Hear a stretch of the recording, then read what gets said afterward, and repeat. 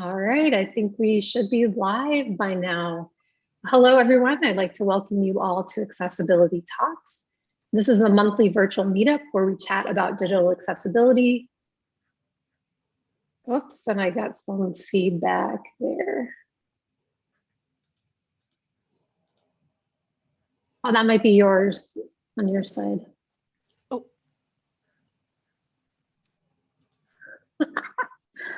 Tech gremlins. Anyway, so before we kick things out, I want to take a moment to remind folks that our group seeks to provide a friendly, safe environment, and we require all participants to adhere to the Accessibility Talks Code of Conduct. And this applies to all community interaction and events. And this also applies to verbal questions as well as chat and the text channels. You can find this code of conduct on our website, alleytalks.com. And all participants should be able to engage in productive dialogue and should share and learn with each other in an atmosphere of mutual respect. All right, so moving on, if you have a question for our speaker, please post it on Twitter with the hashtag AlleyTalks. That's A11YTALKS, or in the chat window if you're participating in the live chat today. I'm today's host, Carrie Fisher, and I'm a senior accessibility consultant and trainer at DQ.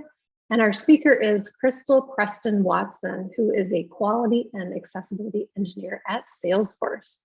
Today, Crystal will be presenting on Broke with Accessible Taste, the Economics of Access, which includes conversations around the economic realities faced by disabled people and the price of assistive technology.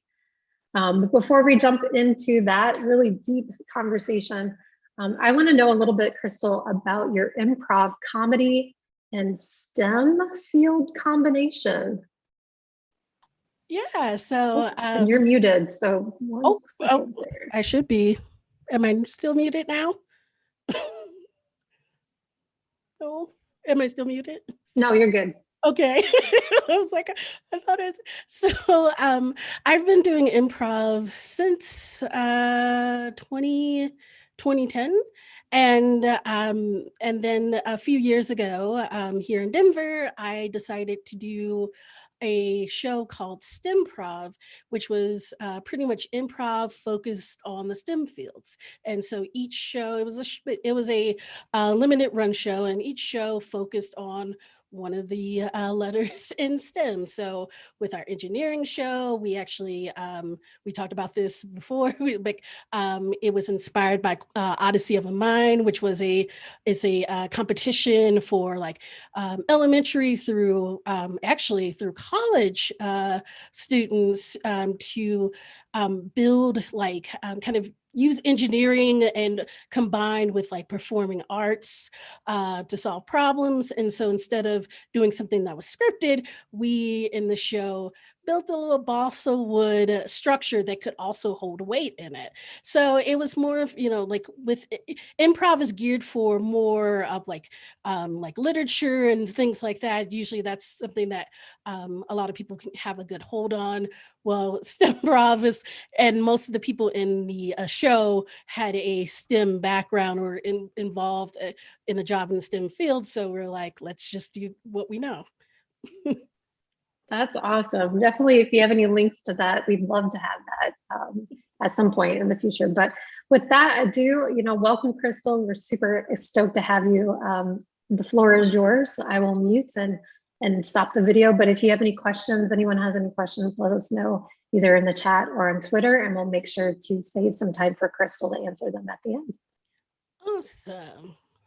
Okay, thank you so much. I'm going to stop my video while I do my presentation, and then I'll cut it back on so then you can see my lovely face and also my thingamabobs, and I have a bunch of stuff in back of me. So let me do that, and then let me share my screen. Okay, and then let me go to my presentation. I am hoping that I've done this correctly. Cool. So welcome. I'm so happy to have you all here. This is my talk, Broke with Accessible Taste, the Economics of Access. And And like Harry said, I am Crystal Preston Watson. I'm a quality and accessibility engineer at Salesforce. You can, I'm most active on Twitter.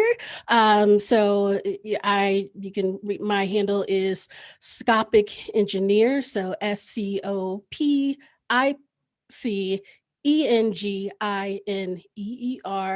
And my website is crystalprestonwatson.com. It's somewhat up to date of the things that I do. It's very basic. I'm going to even make it even more basic because I realize I have way too much stuff on it and I don't need all that design. Just making it as accessible as I can for most. So a few notes.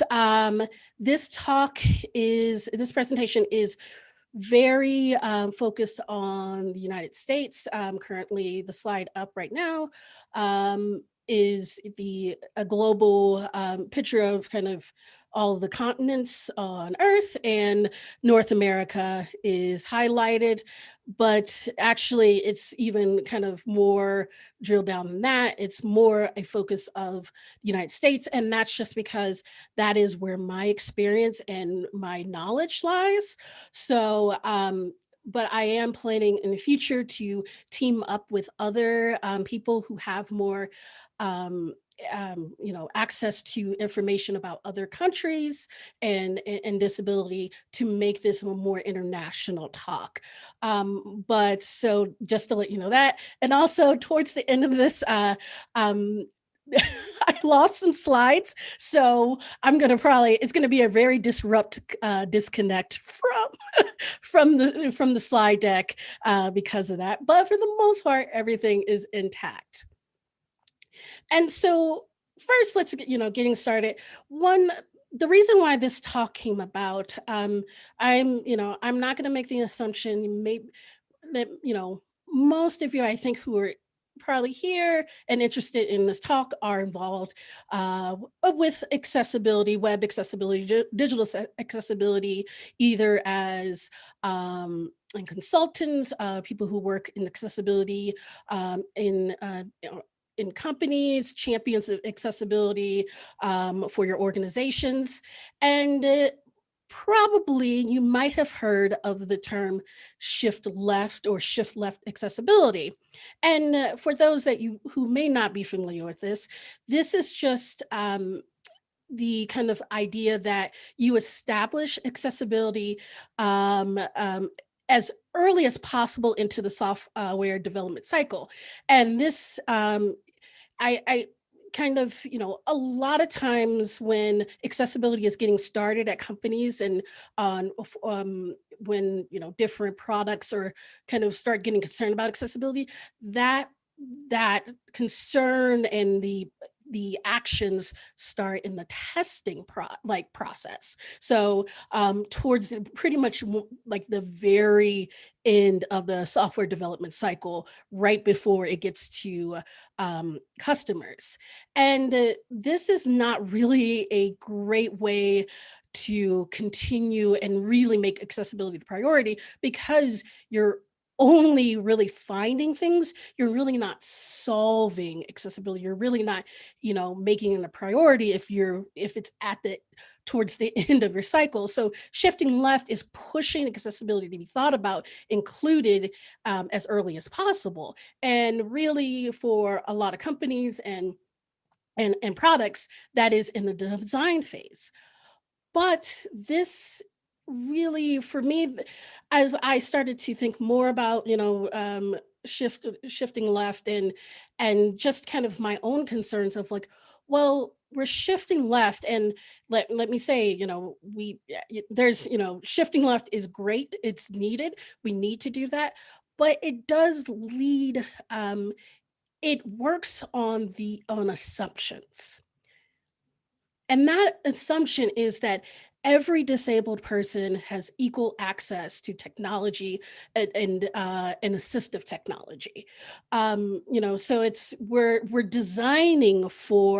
we're implementing accessibility in the design of our products, and a lot of times, just this is kind of anecdotal personal evidence of um, we're like, okay, well, we're going to make this accessible. And there's the assumptions of, well, someone will have a screen reader, someone will have a braille keyboard, someone will have this or whatever someone will have a computer that can manage to load a resource intensive website. And there's that old saying that my grandma used to always say, when you assume things, you make an ass out of me and you.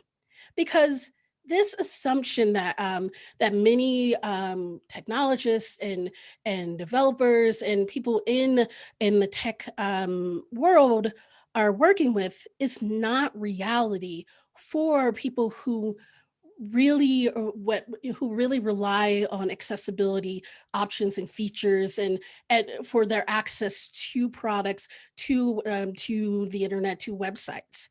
And and so it's not just enough to shift left and stop at design.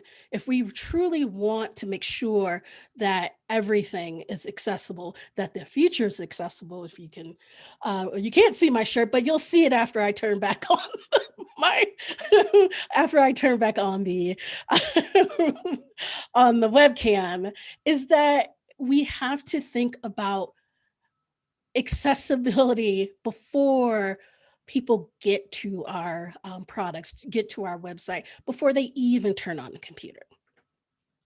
So this is what we're working. When it comes to disability, there are some very kind of it's heart aching numbers. When it comes to disability and poverty, 12% of people with disabilities people with disabilities make up 12% of the U.S. Working age population, but they account for more than half of those living in long-term poverty. People with disabilities live in poverty at more than twice the rate of people without disabilities. And when it comes to like employment, 32% of working age people with disabilities are employed, compared with 73% of those without disabilities. And when it comes to people who are blind and visually impaired, employment rates are actually exceed 70%. And when it comes for people who are intellectually and cognitively disabled, that employment rate goes above 80%. So there's a very disconnect of that the assumption of, well, everyone has access to technology, everyone has access to assistive devices, when when you think about it, the money's not there. Let's just dig into this a bit further. The median income for individuals with disability in the United States is $20,250, compared with 30,469 of individuals without disabilities. That is a huge $10,000. That is a huge discrepancy between the income of people who have disabilities and those without. Again, so have like, just think back to your own personal experience. I can recall the time where I made $20,000 as someone who was single. And honestly, that was, me working quite a bit, making only a little bit above of minimum wage, and really living hand to mouth in trying to pay bills and things like that. Now try to account and this, when it came to trying to needing computers, I got all my computers secondhand off of Craigslist, which usually sometimes bit me in the butt because I would end up with computers that would, would brick after a while because I didn't know what I was really getting. I was just going for the cheapest thing. And if you're trying to get a cheap PC off of, Craigslist for, $50, you get what you pay for, and you're not paying for much. And so this is what many people with disabilities are working with. They're working with so very little, and even in and it's like, well, why is that? Why is this the medium income so low? So let's really, and this is something that a lot of people, when you're just kind of focused on, well, let's make our website accessible, let's make our devices accessible, you're not really, you don't really get into these heady issues. And one of these very heady issues is the when it comes to employment, as I quoted those statistics earlier. Yeah, for even the individuals with disabilities who have a job, it doesn't pay much. So there is the Section 14, the Fair Labor Standards Act, FLSA. Section 14, and so sorry, these next few slides are going to be very wordy because I want this, it's intentional, because I'm going to be honest, preparing for this talk, one of the biggest things that that really hit me is that if you're someone with disabilities who's trying to navigate through all this government paperwork, documentation, red tape, it is very hard. And I can't imagine having to do this without, say, having my own computer, having to go to the library, because digging through website after website, wild goose chase of out of date information, links that lead to just error 404s because that information is not there. It is, I, it was, there was a couple of times where as I was working through this presentation, I was just like, yeah, I gotta take a break because I am so pissed off right now.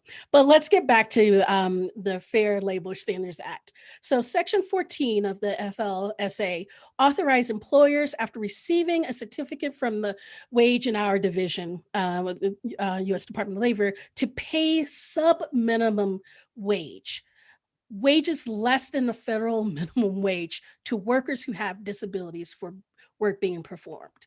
And so just think about that right now. And I'm I can't recall the number off the top of my head, but trying to live on minimum wage is just given the last year, and it is not fun. It is hard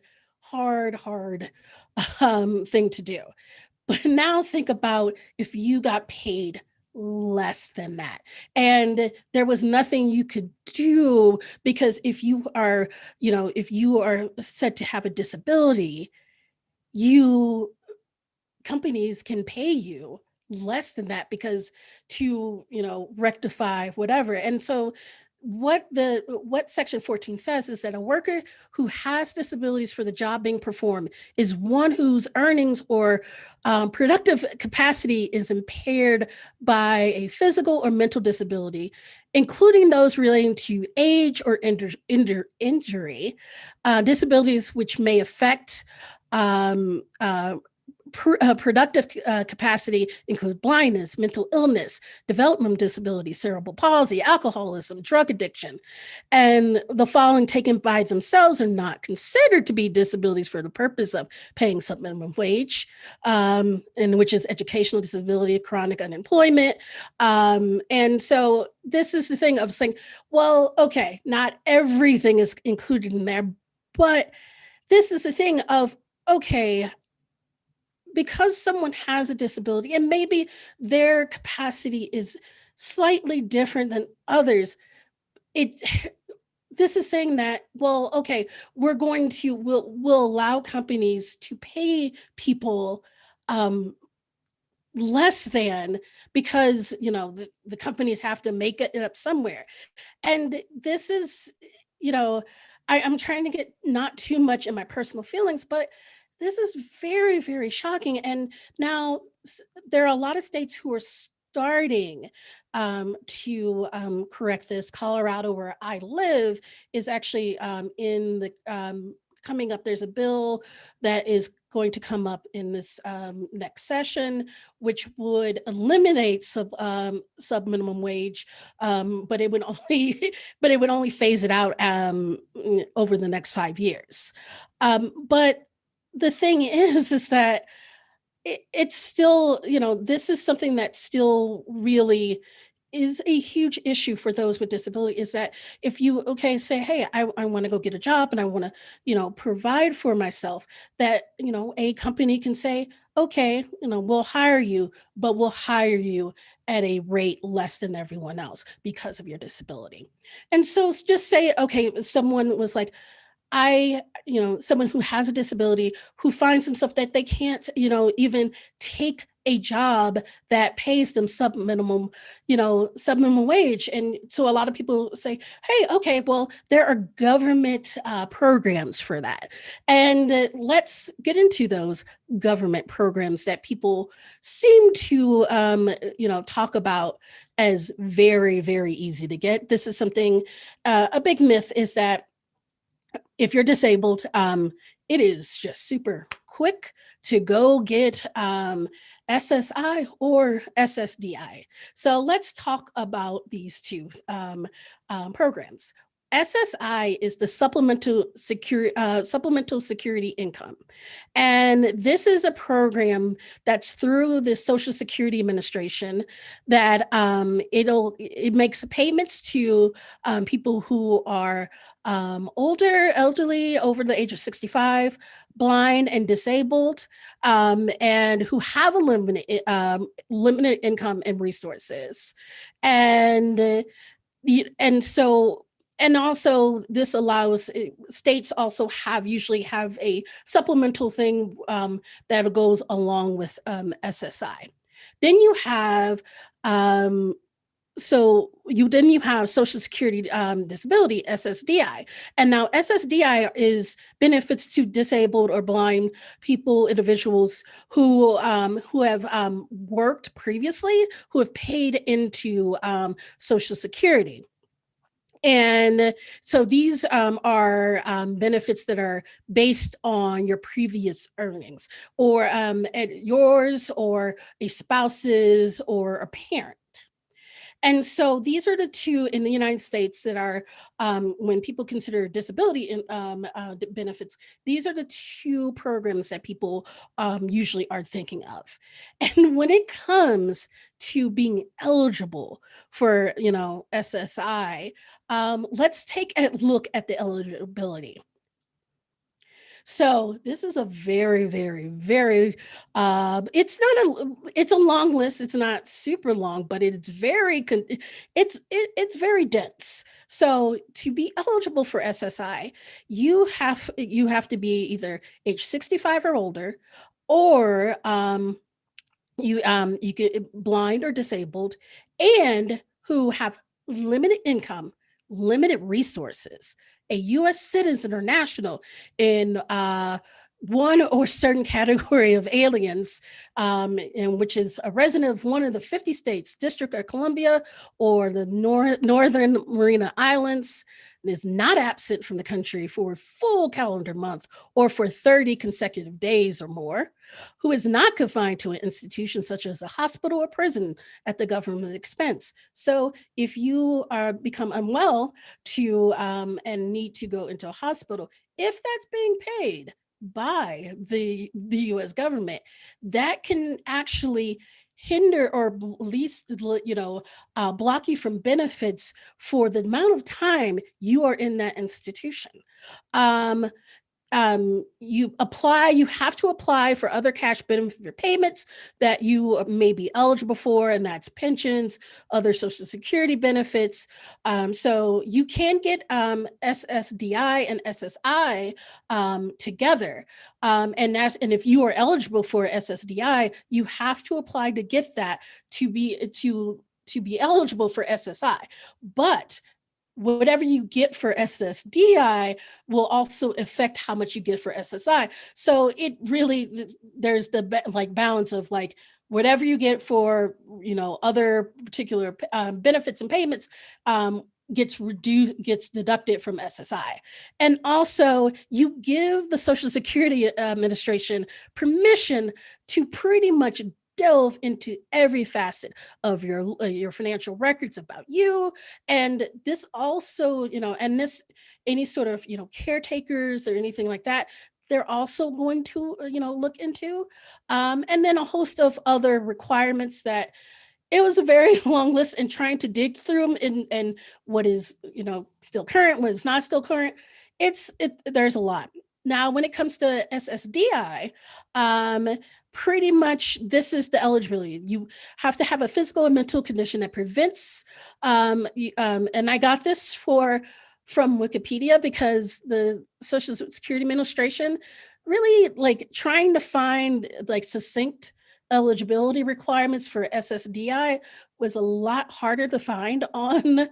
I really couldn't find it, so I took this from Wikipedia, and pretty much this is the succinct list of what I could find throughout the Social Security Administration website.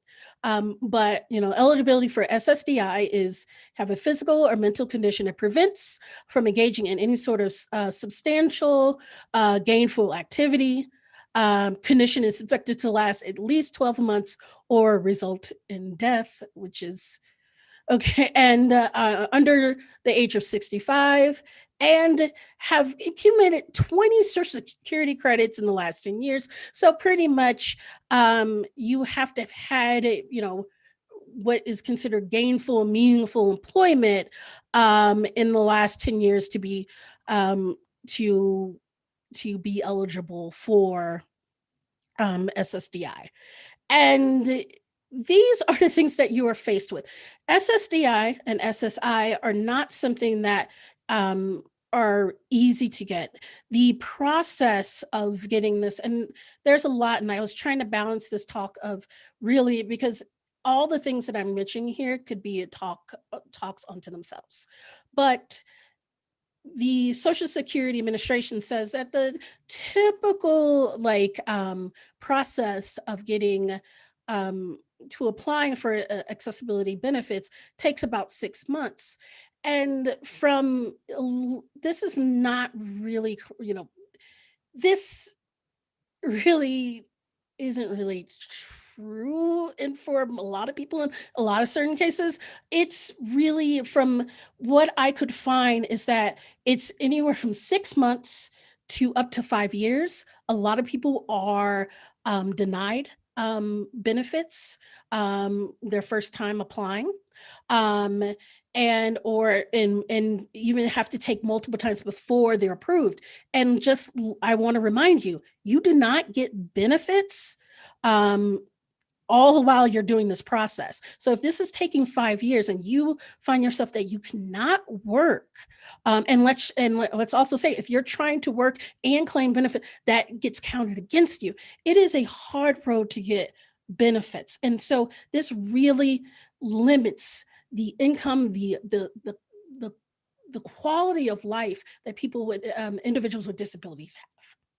And let's talk about, if okay, say you've gone through all that, you've gotten your monthly benefits, they've even done the retroactive of your benefits, and how much could you expect to get?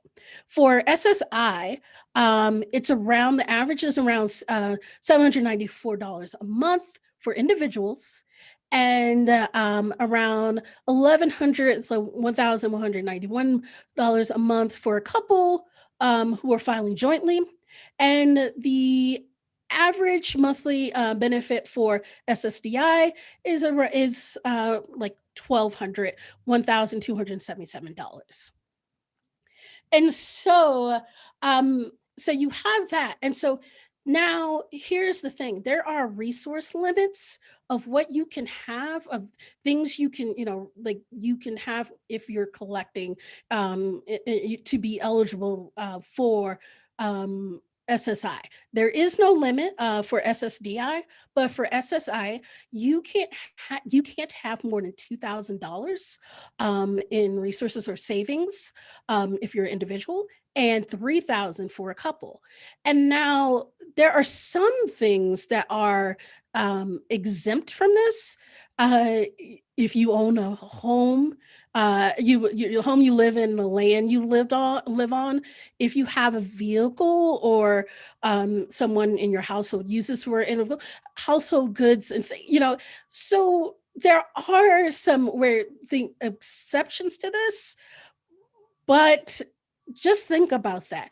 $2,000, like outside of like if you own a home, again, looking at the income of people with disability, most would not maybe not own a home, even with a couple or a marriage um part a marriage a partner in marriage.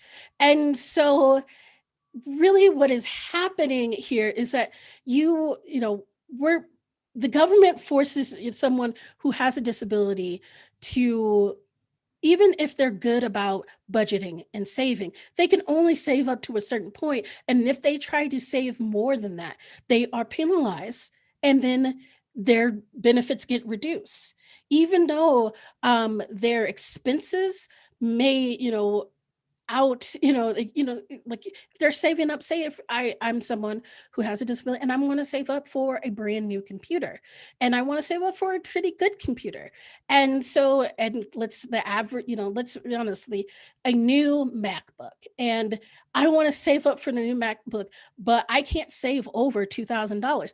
let's I don't know. I'm like, I don't think most MacBooks cost under $2,000. And then, like, so if you're trying to save for new technology to assist you into, to give you access, you have to play this weird game of shuffling, probably, which is still probably not, what the Social Security Administration wants you to do. You have to play this weird shuffle around of like, well, can I, of your assets, and hiding access. And so we're forcing people to be kind of under the law, because to make do with very little. And also there's a marriage penalty for this. And this is something that I'm going to I'm actually that slide is that's where things started to get weird with my slide. But I'll go right back. The marriage penalty, there is a marriage penalty. There is uh because really, if you have some, it's not factoring in a lot of the costs that comes with being disabled. um and there are a lot of costs for people. And so even if someone is married, that assumption is that their partner can make up that cost. And so it's like, oh well, if your partner is making, say, you know like $50,000, and it's like, well, you can obviously, for $50,000, your partner can take on all the costs that comes with you being disabled. So we're going to factor that into and that's just not realistic of real. And again, so it requires people who are disabled to really think about, well, do I want to have some semblance of a life that I can afford, or do I want to, get married and really put a strain on my marriage or my, cohabitation with someone? It is a heartbreaking choice that many people right now have to face every single day. And so we're coming to this, and sorry about this. Once we get past just the kind of the benefits things, we're starting to get into get into just technology, getting so just say you have benefits, you have, you're like, okay, I'm ready to get on, I'm ready to access a web, to get onto the internet. I want to get access to, a application, a site or platform. We have to contend with the digital divide, and that really happens in this country. The internet and that infrastructure here in the United States is not great. When you really, versus a lot of other countries in in the world, U.S. has really not has very inconsistent infrastructure for the internet. And one of the two places that you will see, and the main place where you will see still a huge lack of infrastructure are rural areas. Rural areas, many of those areas don't rely on satellite internet. So a lot of satellite companies who provide like cable satellite TV will also provide internet. That internet is very slow, and it is really not consistent. I don't any I can You can just ask many people who deal who have used internet via satellite. It is not the most consistent, reliable internet out there. um and that's if they can get that. But there's still, and also when it comes to urban areas, there is a lack of affordable internet, and that's for both urban and rural areas, where you may in inner city areas. Yes, there may be infrastructure for internet, but there's still some areas, in depending on the demographics of the area, where there isn't really an affordable option for internet. There aren't any sort of hookups for internet in those areas. And so many people and a lot of individuals with disabilities live in those areas. So even if they, say, want, have like the means to pay for the internet, well, they're more likely going to be in an area where they can't get access to it, or that access is very, very inconsistent, and unreliable. And so, okay, so let's just assume that a disabled person has now gotten access to the internet. It's okay. It's not high speed, but it will do. And they have now decided to, they're like, okay, well, now I'm going to get a device. They have, navigated the resource limits, and they've decided to, I'm going to get a device. And will be, I will use this for, to get access. Then we have the, uh, sorry for this. Again, like I had to add the slide on the last minute. We have the PC versus Mac versus Android versus iOS. And again, I'm so sorry for this, but so you're gonna have to. I will start after this talk, in a couple, because I have a couple minutes to finish this. But I will put some of these statistics on my Twitter account, but and post about them. The thing is that we in the United States have a very, or like, when it comes to companies, and when it comes for developing for different platforms, different operating systems, there is a very huge lean towards Mac and iOS. so the Mac OS for desktop and iOS for mobile. Off the very top of my head, when it comes to in the United States, the market share for iOS users is around like 60%. I think it was around 59%. And then for Android, it was 40%. And when it comes to PC and Mac, it's I can't get them off the top of my head, but for PC and Mac, it's a little bit a little bit closer than that. But this is just for the United States.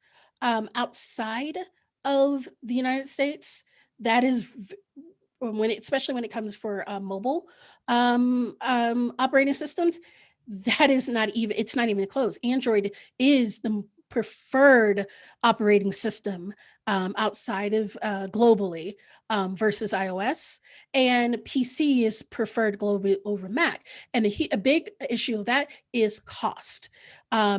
When you look at the cost of a new iPhone versus a new Android, it is vastly different. I know, like off the top of my, I know that I am an Android user, and I've been an Android user for like since I really got a smartphone, mainly because that was the phone that I could afford. I couldn't afford an iPhone. iPhones are expensive.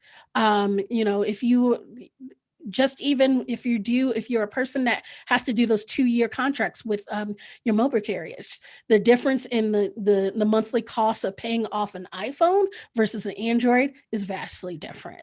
When it comes to buying a desktop, I can get a really good souped up PC for it's like my husband bought me a gaming PC for for Christmas, and he spent I spent for my latest my newest MacBook, I spent $2,800, and that wasn't even with all the bells and whistles for this like super powered PC that I usually just spend to play the Sims 4. He got for 1,800. Sim 4 runs very, very well. And that's the thing we're working on. And I'm sorry, a lot of this is conjecture, but I'm, because of my lost slides, but that's what we're working. Like if you don't have a lot of money, that you are drilled into a particular,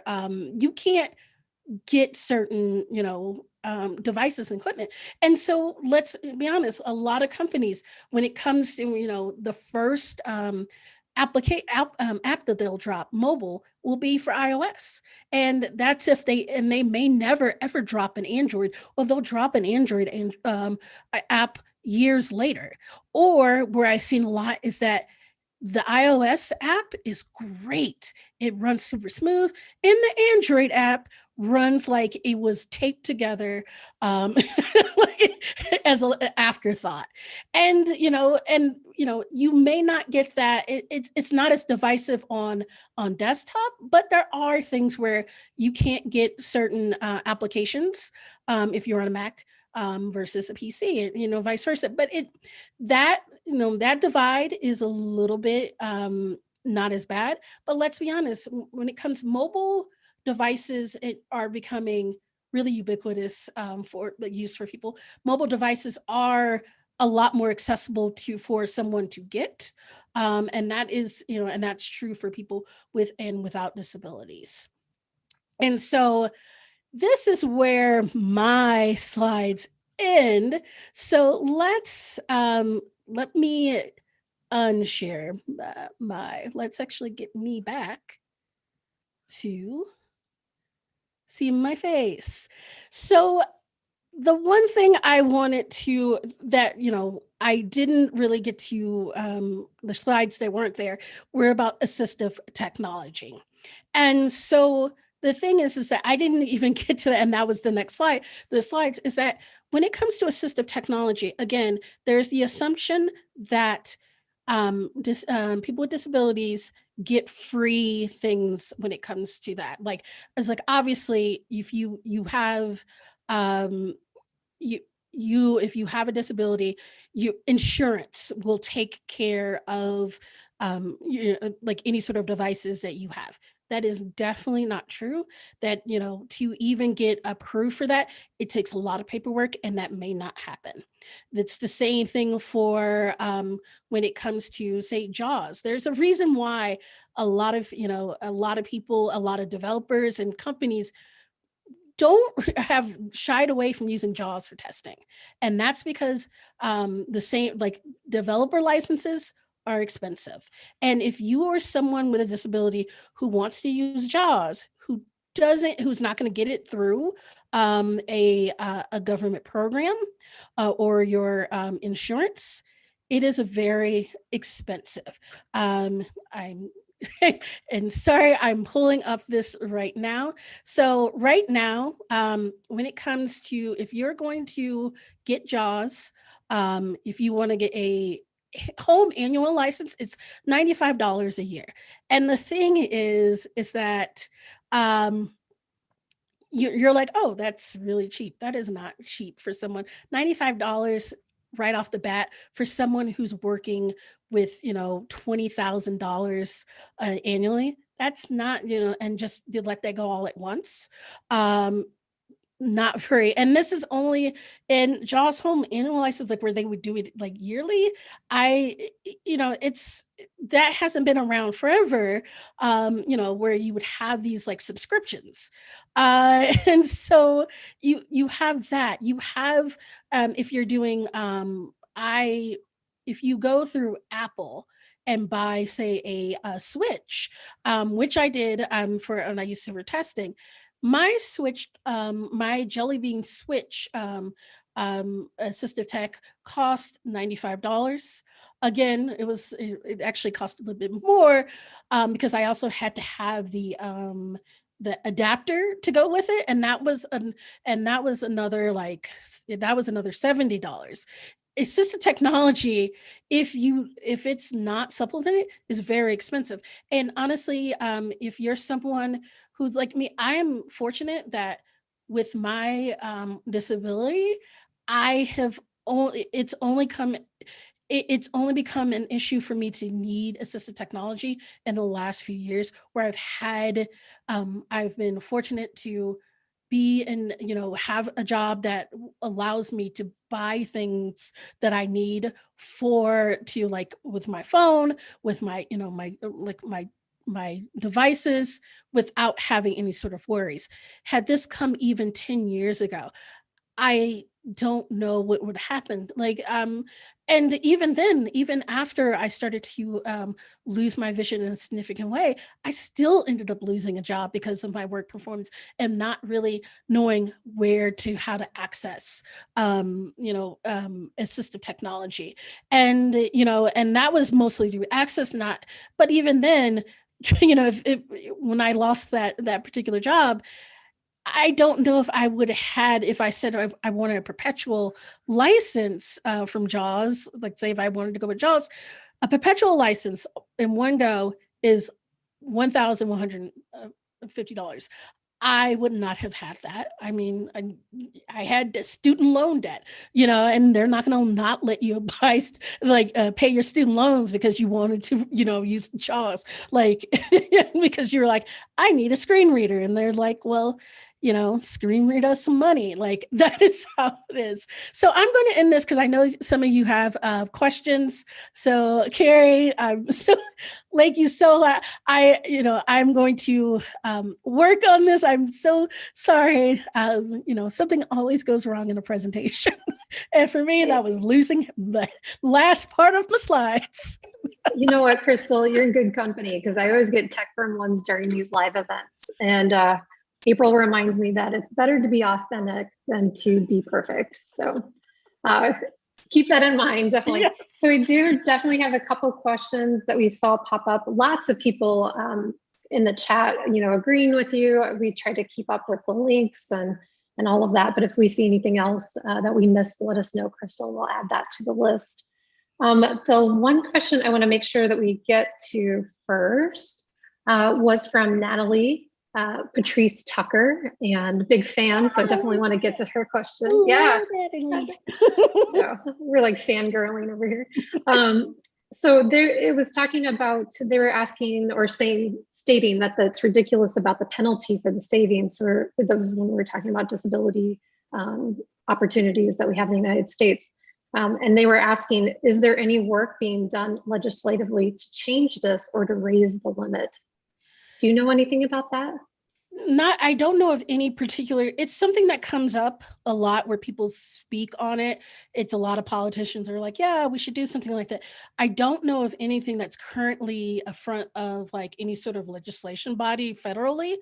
Right now, I know for the Labor Act that there was just something about 2 weeks ago where the president said where they're going to raise minimum wage for federal contractors, and that Section 14 may be amended because of that. But there's no definite confirmation that will happen. So yeah. And as I said, Colorado in this coming, it's going to come up in this current legislation session in the state where they're going to get rid of the sub minimum wage, at least in the state, but only after it only phased out by 2025, which is, again, it's like, okay, why do you have to 25 years? So after 5 years, why can't you do it a lot, so a lot of this, there's a lot of talk, there's not a lot of action on that part.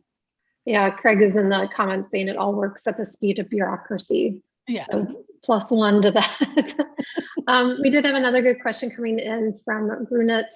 Are there estimates out there about how much overall economic value would be unlocked if the world at large wasn't as disabling as it is today? There's not like I'm not gonna say there's not. I don't know about like I didn't find any sort of numbers with that. There could be.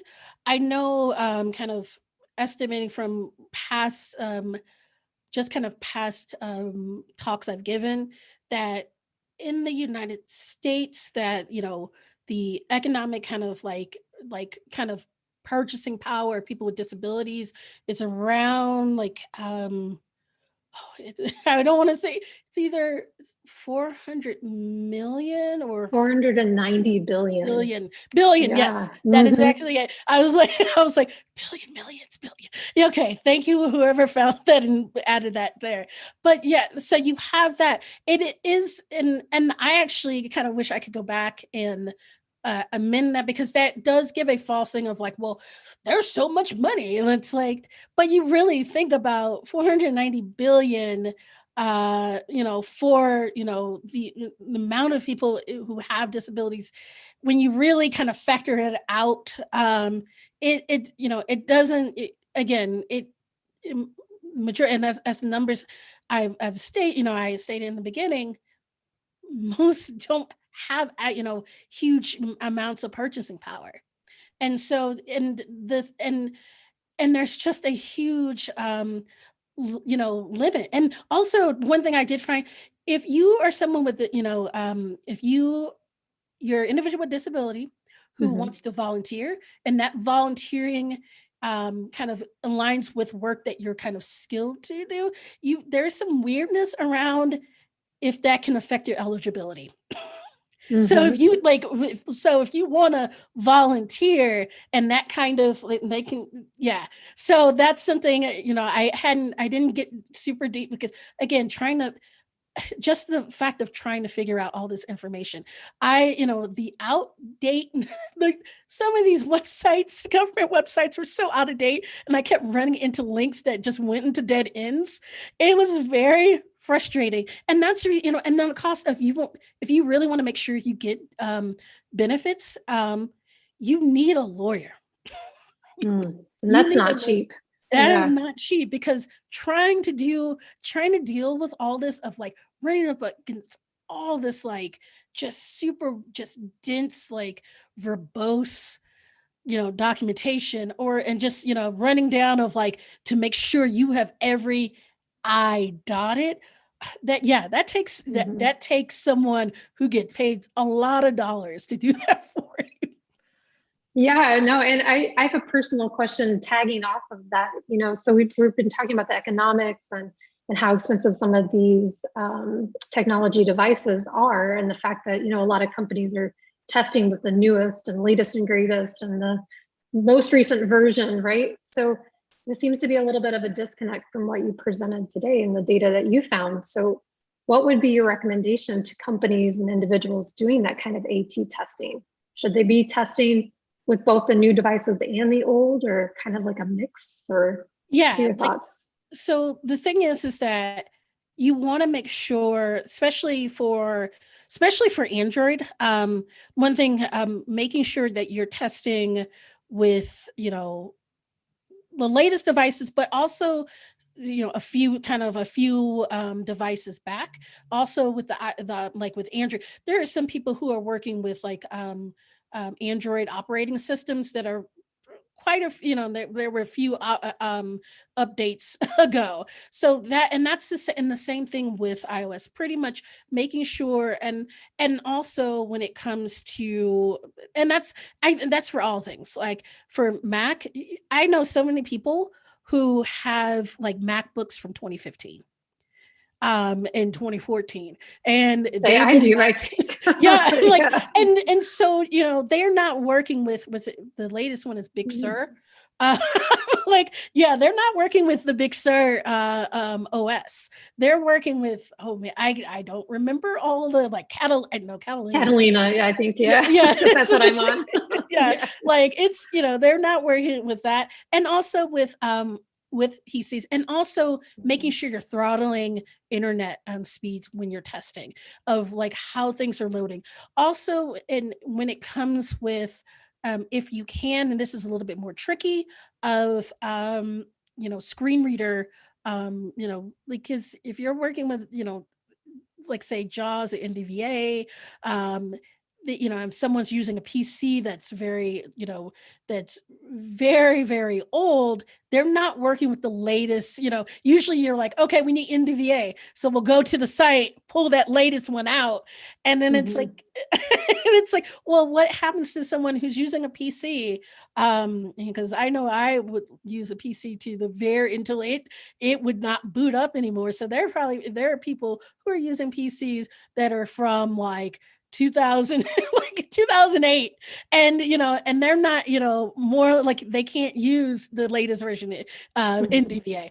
They can't use the latest version of JAWS because that's not going to be able to work on their particular system. So we need to really make sure with that. And also um really, it's this where it gets a little bit, I don't know. It's like we need to start, if you really care about accessibility, like completely, really starting asking for some changes in these like legislation in these things.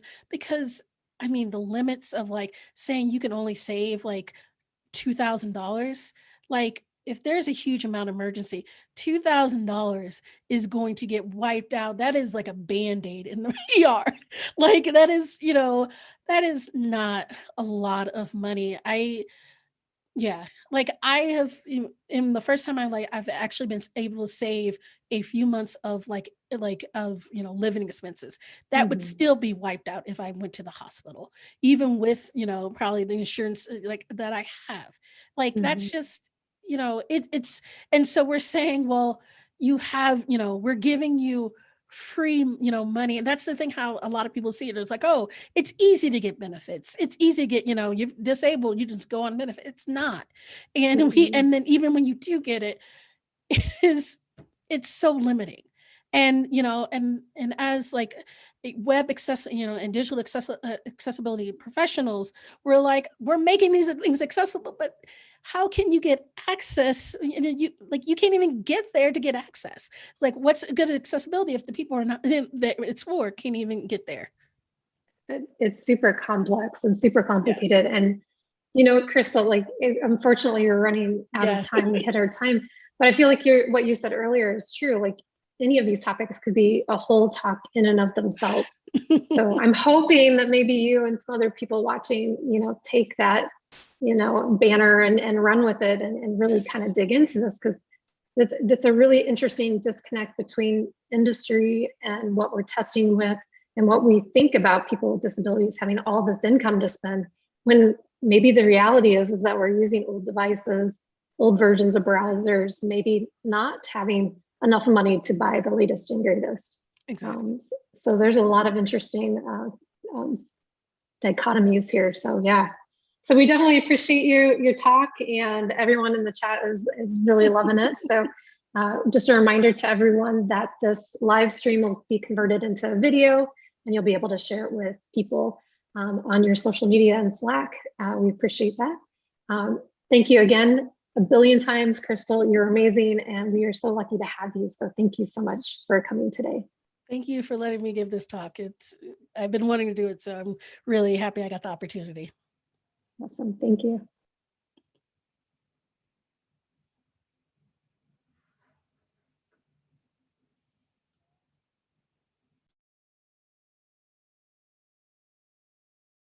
All right, that was where I freeze my face.